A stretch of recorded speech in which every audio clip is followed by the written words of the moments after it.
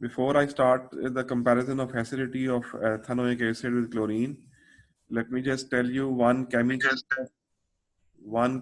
test that can easily tell us that ethanoic acid is a stronger acid than your phenol is a chemical test.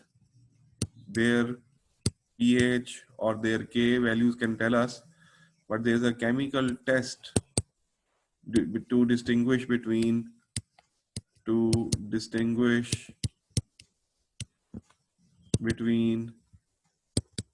ethanoic acid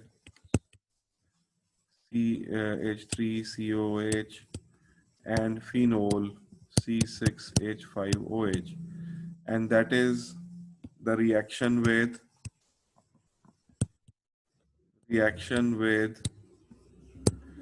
sodium carbonate.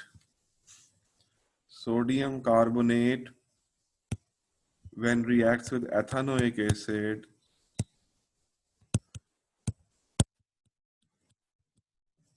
forms a salt which is CH3COONA, CH3COONA plus carbon dioxide gas plus water.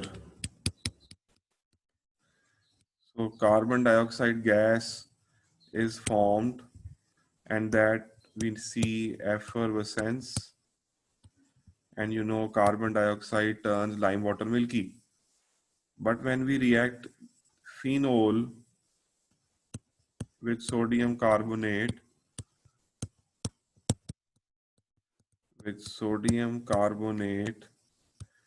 no reaction takes place. So by this test, we can prove that phenol is a weak acid. It is so much weak acid that it cannot displace carbon dioxide from carbonates. Although it's a property of acids कि वो जो है carbonate से react करके carbon dioxide gas produce करते हैं, लेकिन phenol is so much of weak acid, so much weak, इतना ज़्यादा वीक है कि वो कार्बोनेट से कार्बन डाइऑक्साइड नहीं निकाल पाता. तो वो कार्बोनेट से कार्बन डाइऑक्साइड नहीं निकाल पाता, और इससे ये साबित होता है कि फिनोल जो है बहुत वीक एसिड है और एथेनोइक एसिड एक उससे स्ट्रॉन्गर एसिड है. But now our next aim of this chapter is to compare the acidity of ethanoic acid with chlorine substituted ethanoic acid. तो इसके अंदर हम किन एसिड्स को कंपेयर करेंगे? एथेनोइक एसिड CH3COOH, और जब इसमें हम क्लोरीन को सब्स्टिट्यूट करते जाएंगे, if I react this with chlorine in the presence of UV light, तो क्लोरीन इसके H को डिस्प्लेस करेगा, तो आपको मिल जाएगा ClCH2COOH. इसका नाम है chloro ethanoic acid. Chloro ethanoic acid. फिर उसके बाद आप इसको फर्दर क्लोरीन के साथ रिएक्ट करें तो ये कन्वर्ट हो जाएगा to die chloro ethanoic acid. एक Cl और आ जाएगा H की जगह पे, तो आपके पास बन जाएगा ClCH,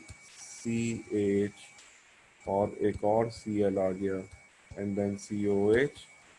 ये भी यूवी लाइट के साथ क्लोरीन में रिएक्शन करते जाएंगे, तो स्टेप वाइज क्लोरीन जो है वो सब्स्टिट्यूट होती जाएगी. तो इसके बाद फिर आखिरी H रह गया है, वो भी आप फर्दर यूवी लाइट में रिएक्शन करें क्लोरीन से, तो फिर आपके पास आ जाएगा Cl, Cl और Cl और COOH. तो ये सारे जो हैं, ये तीनों एसिड्स जो हैं, हम इनको कंपेयर करने जा रहे हैं विद एथेनोइक एसिड.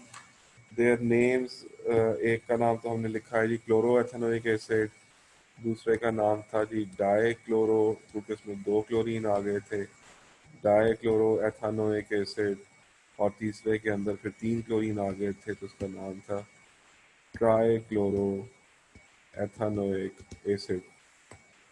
तो हमने इनकी एसिडिटी को कंपेयर करना है। तो इनकी एसिडिटी को कंपेयर करने के लिए first we write their ionisations. Ethanoic acid ionises to form CH3 COO negative and H positive. Chloroethanoic acid ionizes to form Cl CH2 COO negative plus H positive. Then dichloroethanoic acid reacts to ionizes to form dichloroethanoate. So ये CH, Cl, COO negative and H positive. And then trichloroethanoic acid ionizes to form trichloroethanoate ion, COO negative and H positive.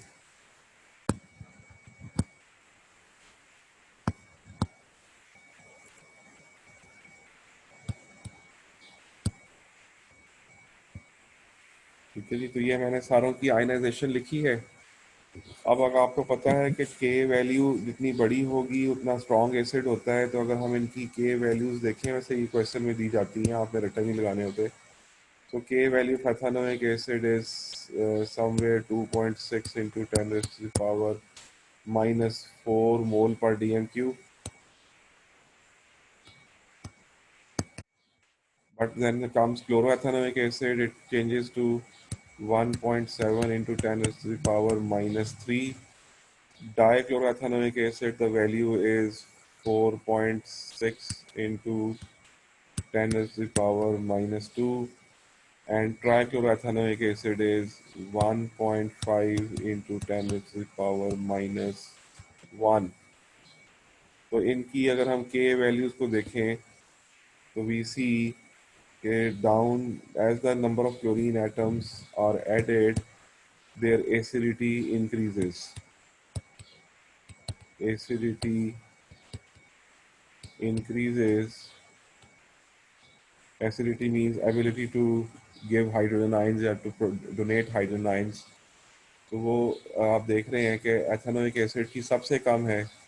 जब हमने ethanoic acid को उठा के chlorine substituted ethanoic acid में रखा, तो chlorine substituted ethanoic acid stronger acid से compare to just ethanoic acid.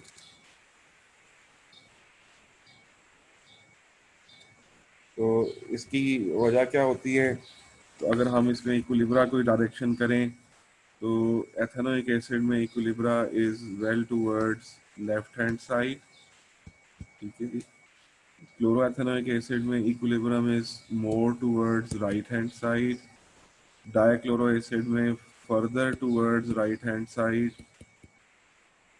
और अगर हम ट्राइक्लोरोएथेनोइक एसिड में जाएं, तो ये further towards right hand side जा रहे हैं। और देखें कि ट्राइक्लोरोएथेनोइक एसिड की वैल्यू तो इतनी बड़ी है कि वो एक स्ट्रॉन्ग एसिड कैटेगरी में पहुंच गया हुआ है, लाइक HCl। वो इतना स्ट्रॉन्ग है जैसे HCl होता है। तो ये वैल्यू इतनी बड़ी है कि लगता है जैसे स्ट्रॉन्ग एसिड की फॉर्म में आ गया हो।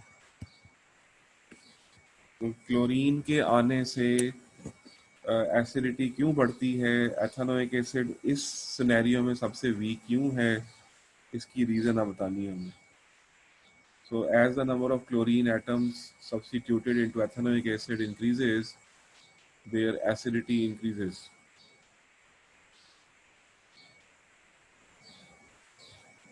तो अब देखते हैं इसकी रीज़न। तो रीज़न कुछ यूँ है।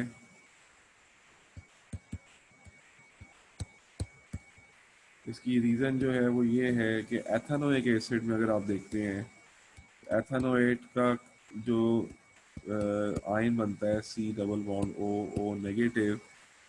सो एथेनोएट आयन के अंदर you have one group which is called R group, and we know that R is electron donating. इसका पॉजिटिव इंडक्टिव इफेक्ट होता है। पॉजिटिव इंडक्टिव इफेक्ट का मतलब ये है कि ये अपने से इलेक्ट्रॉन अवे की तरफ भेजता है। तो ये उसकी डायरेक्शन हो गई। तो जब आर ग्रुप जो है एथेनोइक एसिड में वो इलेक्ट्रॉन्स को अपने से पुश करता है टुवर्ड्स ऑक्सीजन, तो due to this positive inductive effect of R group, the electron density of O in COO, electron density of O in COO negative increases।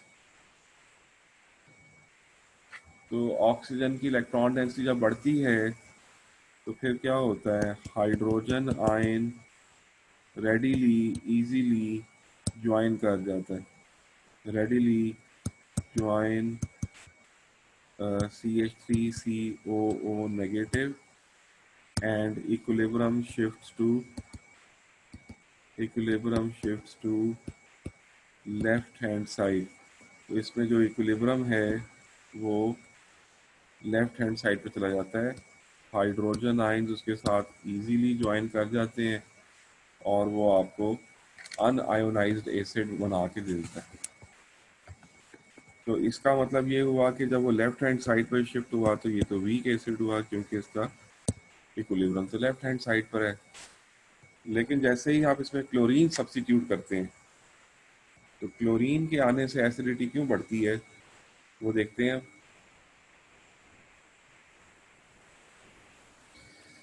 तो क्लोरीन जब अंदर इंट्रोड्यूस करते हैं आप by the free radical substitution, तो जैसे ही chlorine introduce होती है तो carboxylate ion O negative lone pair, हमें पता है कि क्लोरीन जो है it is high electronegative atom, तो ये आर ग्रुप के ऑपोजिट काम करता है। सो जो इंडक्टिवली क्लोरीन एटम अट्रैक्ट कर लेती है, अट्रैक्ट्स इलेक्ट्रॉन या विदड्रॉ कर लेती है, इसको अपनी तरफ खींच लेती है इलेक्ट्रॉन्स फ्रॉम COO नेगेटिव। इससे उसकी इलेक्ट्रॉन डेंसिटी जो है वो रिड्यूस हो जाती है और H प्लस जो है उसके लिए फाइंड्स या एक्सपीरियंस डिफ़िकल्टी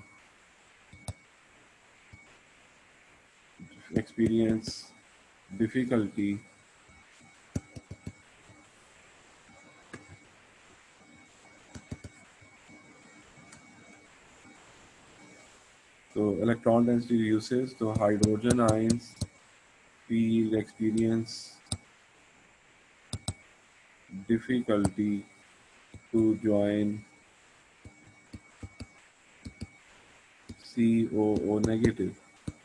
तो अब यहाँ देखिए क्लोरीन जो है वो कार्बोक्सिलेट आयन का जो नेगेटिव चार्ज और इलेक्ट्रॉन पेयर है इसको इंडक्टिवली अपनी तरफ खींच लेती है, जिससे इस ऑक्सीजन के ऊपर जो इलेक्ट्रॉन डेंसिटी है वो कम हो जाती है। ठीक है, इलेक्ट्रॉन डेंसिटी कम होगी तो हाइड्रोजन को इसके साथ जुड़ना, तो इसका हाइड्रोजन का इसके साथ जुड़ना मुश्किल हो जाएगा और फिर इक्विलिब्रियम जो है वो शिफ्ट करेगा to, equilibrium will shift to right hand side. तो क्लोरीन के इलेक्ट्रॉन विड्रॉइंग होने की वजह से कार्बोक्सिलेट आयन का जो नेगेटिव चार्ज है और लोन पेयर है वो क्लोरीन खींच कर अपनी तरफ ले जाएगा, जिससे हाइड्रोजन के लिए फिर लोन पेयर को पकड़ना मुश्किल होगा और आपका इक्विलिब्रियम राइट हैंड साइड पे शिफ्ट। अब यही चीज़ अगर हम दो क्लोरीन लगा लें तो दो क्लोरीन में ये इफेक्ट जो है ये और भी ज़्यादा एनहांस हो जाएगा। दो क्लोरीन के आने से ये इफेक्ट और भी ज़्यादा एनहांस हो जाएगा। C double bond O negative lone pair. अब ये लोन पेयर ना सिर्फ ये क्लोरीन खींचेगा बल्कि दूसरा क्लोरीन भी खींचेगा। ठीक है, तो इसकी वजह से ऑक्सीजन की इलेक्ट्रॉन डेंसिटी फर्दर रिड्यूस हो जाएगी। तो it has further reduced electron density. It has further reduced electron density compared to ethanoate ion, chloroethanoic ion, और इस तरह फर्दर होने से इक्विलिब्रियम जो है वो फर्दर राइट हैंड साइड पे शिफ्ट करेगा। और जब 3 क्लोरीन लग जाते हैं, C double bond O negative lone pair, तो अब ये तीनों क्लोरीन जो हैं ये इंडक्टिवली उसके इलेक्ट्रॉन्स को अपना खींच लेती हैं। ये इफेक्ट और फर्दर एनहांस हो जाएगा, ऑक्सीजन की इलेक्ट्रॉन डेंसिटी और फर्दर डिक्रीज करेगी, further reduce electron density, equilibrium more to right hand side चला जाएगा। और जितना इक्विलिब्रियम राइट हैंड साइड पे जाता है उतना स्ट्रॉन्ग एसिड होता है। तो क्लोरीन के सब्स्टिट्यूट होने से क्लोरीन के हाई इलेक्ट्रॉन नेगेटिविटी की वजह से वो इंडक्टिवली इलेक्ट्रॉन्स को अपनी तरफ खींचता है, और इलेक्ट्रॉन्स की खींचने की पावर से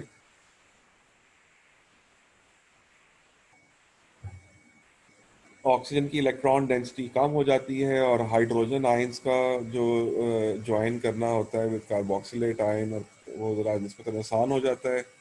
क्लोरो कार्बोक्सिलेट आयन के साथ ज़रा मुश्किल हो जाता है, और इक्विलिब्रियम राइट हैंड साइड के ऊपर शिफ्ट करता है।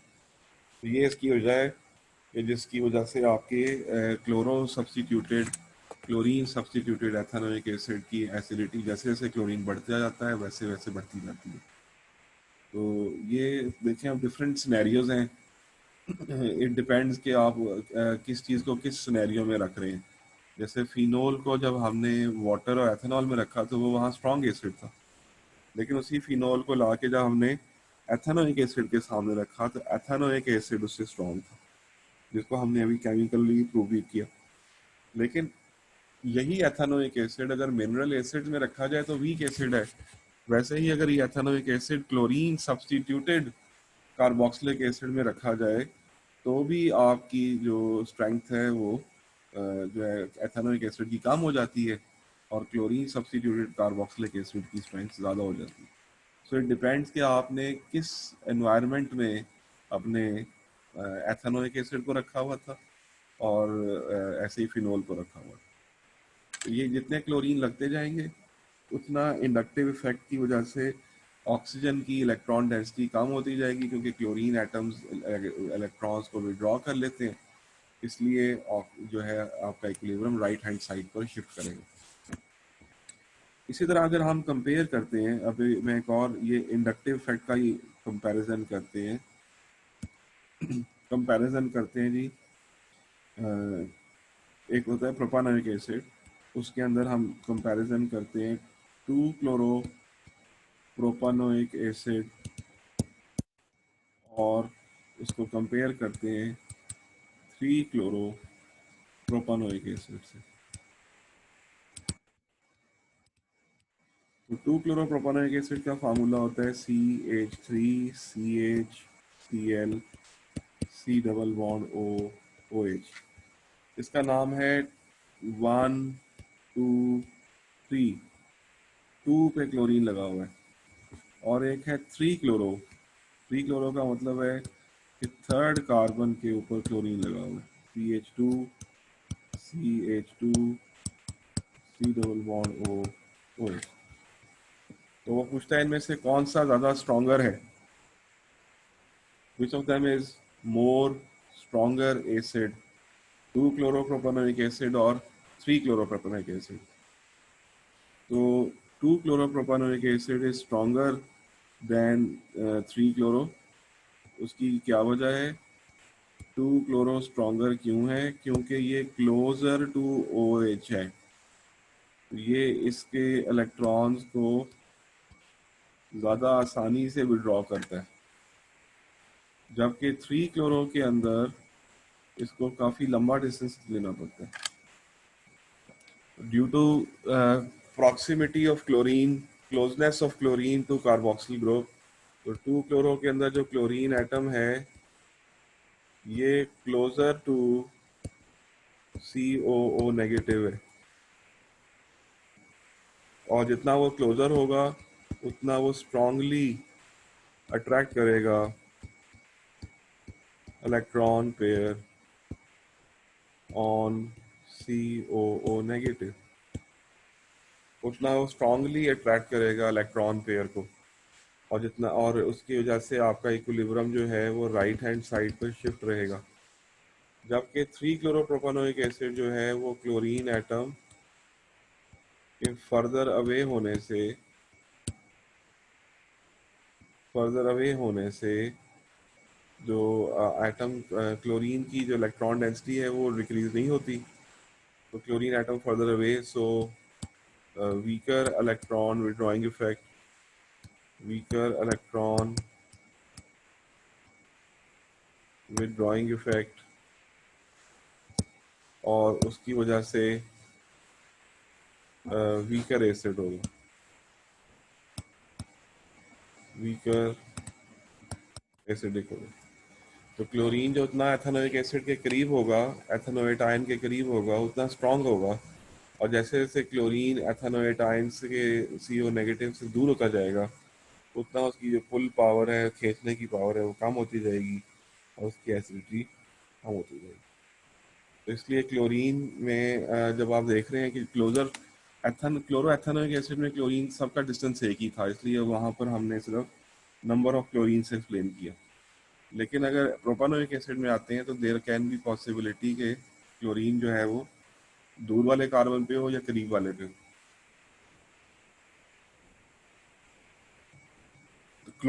Closure the chlorine to the carboxylate ion, उतना ही वो स्ट्रॉन्गर हो जाएगा, और जितना क्लोरीन दूर होता जाएगा उससे कार्बोक्सिलेट आयन से, CO नेगेटिव से, उतना वो जो है वीक होता जाएगा। क्लोरीन जितना करीब है उतना स्ट्रॉन्गर, जितना दूर हटता जाएगा उतना वीकर। तो आप देख रहे हैं कि 2 chloroethanoic acid is stronger, whereas 3 chloroethanoic acid is weaker. ठीक है, तो ये है जी acidity of chlorine substituted carboxylic acids. और उसमें ना सिर्फ ये कि हमने इफेक्ट ऑफ क्लोरीन के नंबर ऑफ एटम्स का इफेक्ट देखा, बल्कि हमने उसके डिस्टेंस का भी इफेक्ट देखा और with the carboxylate ion. Closer होगा तो ज़्यादा स्ट्रांग होगा, दूर होता जाएगा तो कम स्ट्रांग होगा, वीकर हो जाएगा। तो इसी तरह से हम इस क्वेश्चन को देखना होता है।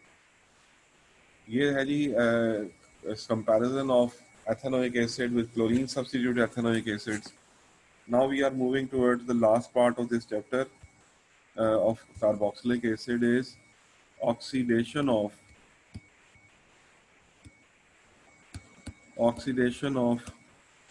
two carboxylic acids. Two carboxylic acids are there which can be further oxidized, जो further oxidize हो सकते हैं। वैसे तो आपने A1 में पढ़ा था कि कार्बोक्सिलिक एसिड्स फर्दर ऑक्सीडाइज नहीं होते, carboxylic acid not further oxidised. ठीक है, लेकिन वो जो हमने एसिड A1 में पढ़े थे वो तो यहाँ से शुरू होते थे, CH3 COH ऑनवर्ड्स। ठीक है, तो आज भी हम यही कहेंगे कि ethanoic acid, propanoic acid, butanoic acid, they can not be further oxidised. तो फिर ये कौन से दो कार्बोक्सिलिक एसिड हैं, ये आपने पहले नहीं पढ़े हुए। These include methanoic acid, जिसका formula CH3, sorry not CH3, methanoic acid का मतलब होता है 1 कार्बन है इसके अंदर, तो इसका फार्मूला होता है HCOOH। This is your methanoic acid, and the second is ethane 1,2 dioic acid. Ethane 1,2 dioic acid को हम ऑक्सैलिक एसिड के नाम से भी बुलाते हैं। तो methanoic acid and ethane 1,2 dioic acid, ये दो एसिड ऐसे हैं जो फर्दर ऑक्सीडाइज हो सकते हैं। तो अब इसका रिएक्शन क्या होगा और ऑक्सीडाइजिंग एजेंट कौन से इनके लिए यूज होंगे। तो ऑक्सीडाइजिंग एजेंट्स जो हैं, इसमें आप एसिडिफाइड सिल्वर आइंस डाल दीजिए, रादर नॉट एसिडिफाइड डाइक्रोमेट डाल दीजिए पहले, चले Cr2O7-2 एसिडिफाइड मैंगनेट आयंस डाल दीजिए। ये तो यूजुअल ऑक्सीडाइजिंग एजेंट है जो यहाँ भी रहते हैं। इसके अलावा अभी हम देखेंगे कि इसके लिए हमें यूज होता है टॉलरेंस रिएजेंट।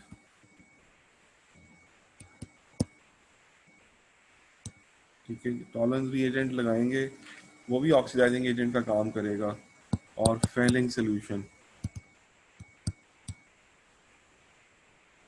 तो ये दोनों जो है टॉलरेंस रिएजेंट और फेलिंग सोल्यूशन, ये वैसे आपने पढ़ा था कि ये एल्डिहाइड को ऑक्सीडाइज करते हैं। ठीक है, तो ये एल्डिहाइड को ऑक्सीडाइज करके क्या बना के देते हैं आपको?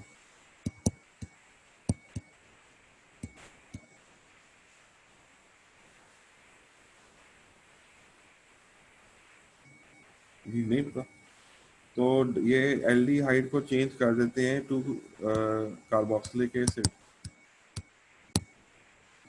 आपके दो हैं जो कि फर्दर ऑक्सीडाइज होते हैं। आप देखते हैं कि ये इनमें कैसे रिएक्शन करते हैं।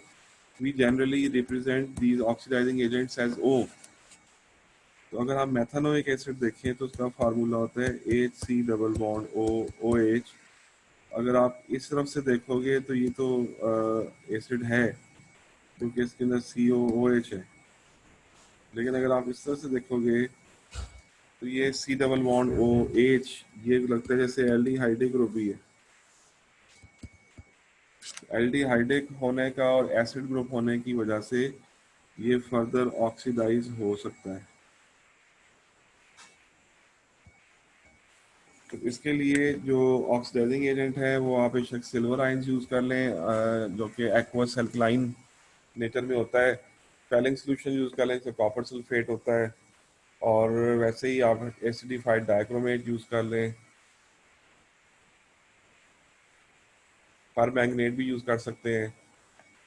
तो इनमें से कोई भी ऑक्सीडाइजिंग एजेंट यूज करेंगे तो methanoic acid will react with that oxygen to form water and carbon dioxide. तो अगर इनके ऑक्सीडेशन नंबर निकालें तो यहाँ कार्बन का ऑक्सीडेशन नंबर +2 है और यहाँ पर +4 है।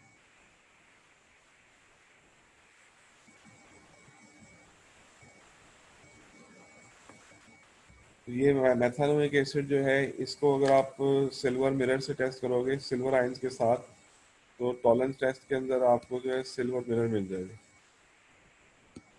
टॉलरेंस टेस्ट में आपको सिल्वर मिरर भी मिल जाएगा।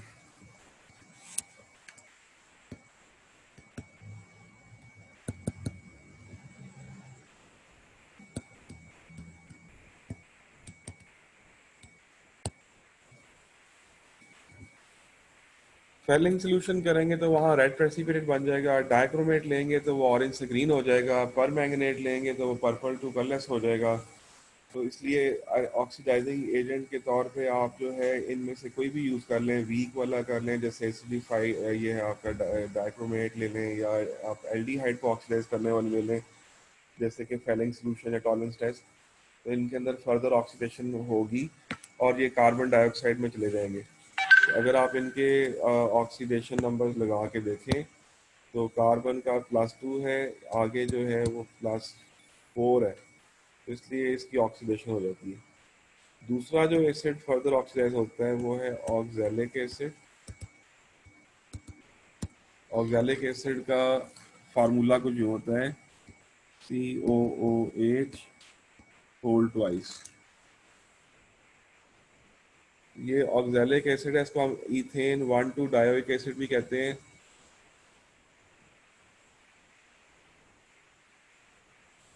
इसको भी आप ऑक्सीडाइज कर सकते हैं। इसका स्ट्रक्चर कुछ यूँ होता है C double bond O OH single bond C double bond O OH। तो ये आपका एसिड है जो कि फर्दर ऑक्सीडाइज हो सकता है। इसके लिए भी आप वही एसिडिफाइड डाइक्रोमेट या परमैंगनेट यूज करें। तो ये COH whole twice reacts with the oxidizing agent to form carbon dioxide and water। 2 carbon dioxide है यार, वाटर बन जाएगा।